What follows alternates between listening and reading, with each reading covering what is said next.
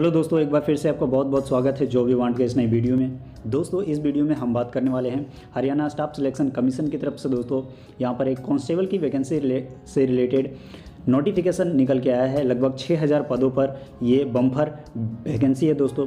तो हम यहाँ पर इसके नोटिफिकेशन से आपको एक एक चीज़ क्लियर करने वाले हैं। इसका सिलेक्शन प्रोसेस क्या होगा, कब से कब तक आवेदन करेंगे, कौन कौन आवेदन कर सकते हैं दोस्तों, और सिलेबस क्या रहेगा इसका, ये सारी बातों पर हम इस वीडियो में आपसे चर्चा करने वाले हैं। तो वीडियो के अंत तक बने रहिएगा ताकि आपको सारी जानकारी मिले।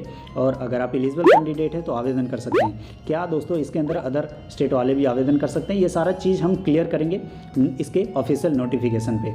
तो चलते हैं इसके ऑफिशियल नोटिफिकेशन पे। दोस्तों, हम आ चुके हैं इसके ऑफिशियल नोटिफिकेशन पे। जैसा कि आप लोग यहाँ पर देख सकते हैं, हरियाणा स्टाफ सिलेक्शन कमीशन, ये ऑफिशियल नोटिफिकेशन है जो वीडियो के डिस्क्रिप्शन में टेलीग्राम चैनल का लिंक है वहाँ मैं डाल दूंगा। वहाँ से आप लोग डाउनलोड करके आसानी से पढ़ सकते हैं दोस्तों। इसका ऑफिशियल वेबसाइट जो है उसका भी लिंक मैं दे दूंगा, वहाँ से भी आप जाकर चेकआउट कर सकते हैं, उसे डाउनलोड भी कर सकते हैं।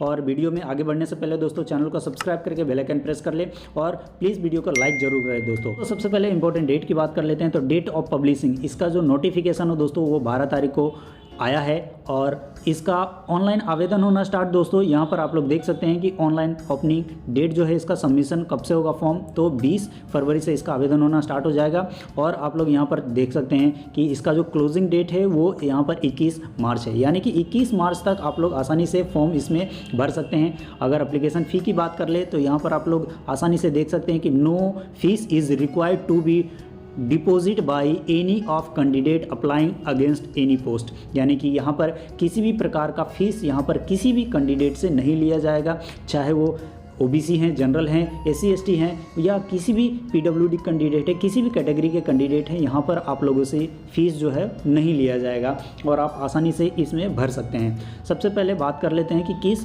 पद के लिए कितना पोस्ट है। तो यहाँ पर टोटल जो है आपका कांस्टेबल की ही वैकेंसी है। ये पुलिस डिपार्टमेंट ऑफ हरियाणा के अंदर जो है स्टाफ सिलेक्शन आपका ये सिलेक्शन जो है सारा करवाने वाला है।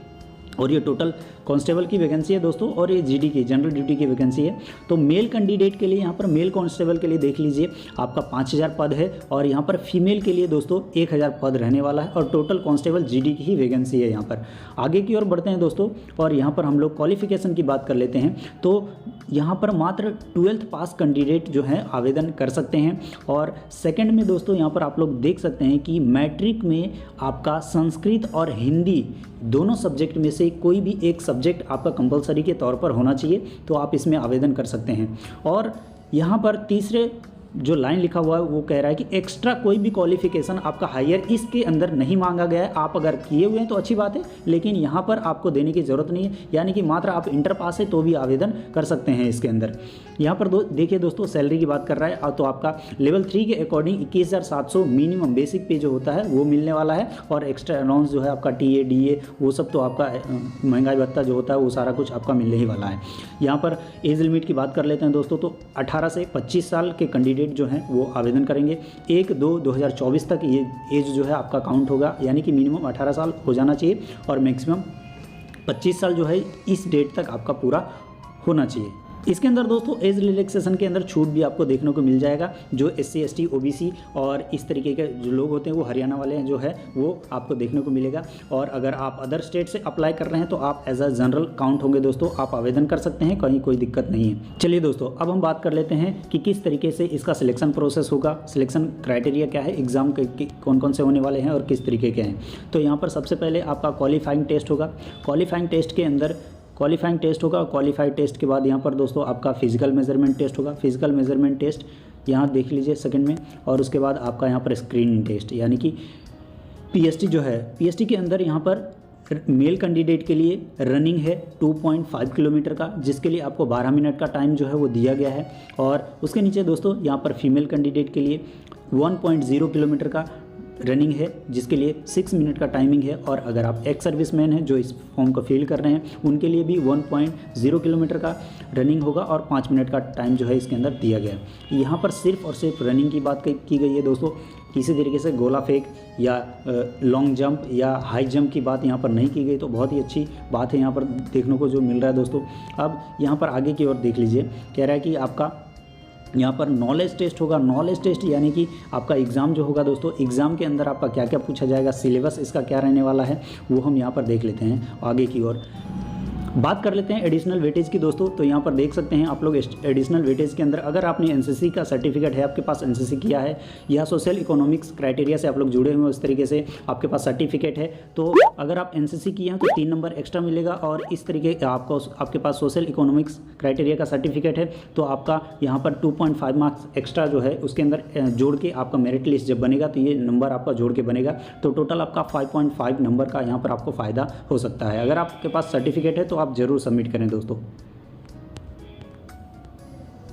अब हम बात कर रहे हैं तो दोस्तों सिलेबस की कि सिलेबस इसका किस तरीके से रहने वाला है और क्या क्या आपका जो है पूछा जाएगा। यहाँ पर देख लीजिए, सिलेबस के अंदर जनरल साइंस रहेगा, जनरल स्टडीज़, करंट अफेयर दोस्तों। और यहाँ पर देखिए जनरल रीजनिंग का मेंटल एप्टीट्यूड है और न्यूमेरिकल है। एग्रीकल्चर से पूछा जाएगा, एनिमल हस्बेंड्री से दोस्तों यहाँ पर क्वेश्चन जो है वो पूछा जाएगा। और इसी तरीके से जो आपका जितने भी इस फील्ड से रिलेवेंट क्वेश्चन है वो सारा कुछ आपका पूछा जाएगा। कंप्यूटर से भी 10% के आसपास पूछा जाएगा। और कंप्यूटर नॉलेज जो है, बेसिक नॉलेज कंप्यूटर का जो दोस्तों वो होना चाहिए, लगभग 20% के आसपास क्वेश्चन जो है वो पूछा जाएगा। और ये सारे के सारे क्वेश्चन जो होंगे दोस्तों वो आपके 12th लेवल के ही होंगे, यानी कि हायर एजुकेशन के स्तर पर क्वेश्चन आपका नहीं पूछा जाएगा। या टोटल का टोटल क्वेश्चन जो है आपका वो 12th लेवल के बेसिस पे ही पूछा जाएगा। अब बात कर लेते हैं कि क्या पैटर्न इसका रहने वाला है एग्ज़ाम का। तो यहाँ पर देख लीजिए दोस्तों कि 100 क्वेश्चन आपका होने वाला है। टोटल क्वेश्चन जो है OMR बेस पे ही होगा, यानी कि मल्टीपल चॉइस क्वेश्चन होगा। और सभी क्वेश्चन के अंदर यहाँ पर 5 ऑप्शन आपको देखने को मिलेंगे। सभी क्वेश्चन में 5 ऑप्शन देखने को मिलेंगे दोस्तों यहाँ पर। और मैं एक बात बता दूं, यहाँ पर कोई भी किसी भी प्रकार का निगेटिव आपका मार्क्स नहीं है। यहाँ पर आप लोग आसानी से देख सकते हैं कि किसी भी प्रकार का निगेटिव मार्क्स आपको नहीं है। अगर आप रॉन्ग आंसर देते हैं तो निगेटिव मार्क आपका यहाँ पर नहीं कटेगा। यहाँ पर और भी देख लीजिए दोस्तों कि टोटल टाइम भी आपका 100 मिनट ही है, लेकिन आपको यहाँ पर 5 मिनट एक्स्ट्रा जो है वो दिया जाएगा, क्योंकि यहाँ पर जो दोस्तों 5 ऑप्शन दिया जा रहा है इसीलिए। यहाँ पर दोस्तों आप लोग देख सकते हैं कि in case a candidate does not make any 5 option of the question then 0.945 marks an attempt of shall be detected. यानी कि अगर आपने 5 ऑप्शन में से किसी को भी नहीं सिलेक्ट किया तो आपका 0.945 मार्क्स जो है वो कट जाएगा। 5 के 5 ऑप्शन में से किसी न किसी को आपको चुनना ही है। और जाहिर सी बात है आपको चुनना भी चाहिए, क्योंकि अगर आप सिलेक्ट करते हैं तो या तो सही होगा या तो गलत होगा। गलत का तो यहाँ आपका नंबर कटने वाला है नहीं। तो इस तरीके से आपका यहाँ पर देख सकते हैं सारा कुछ दिया हुआ है। आई होप दोस्तों ये जो मैंने सारी जानकारी दी आपको पसंद आया। अगर फिर भी कोई डाउट है तो आप आसानी से वीडियो के नीचे कमेंट बॉक्स में कमेंट करेंगे, और जैसे ही इसका लिंक एक्टिवेट होगा दोस्तों तो मैं स्टेप बाय स्टेप किस तरीके से फॉर्म फिल करना है वो भी आपको यहाँ पर इसी यूट्यूब चैनल पे आपको अपलोड करूँगा। तो चैनल को सब्सक्राइब करके बेल आइकन प्रेस कर लें ताकि आपको सारी जानकारी ईजिली शॉर्ट में और लॉन्ग में आसानी से मिलता रहे। वीडियो को जरूर लाइक करें दोस्तों और चैनल को सब्सक्राइब करके बेल आइकन प्रेस कर लें। मिलते हैं अगले वीडियो में, तब तक के लिए जय हिंद दोस्तों।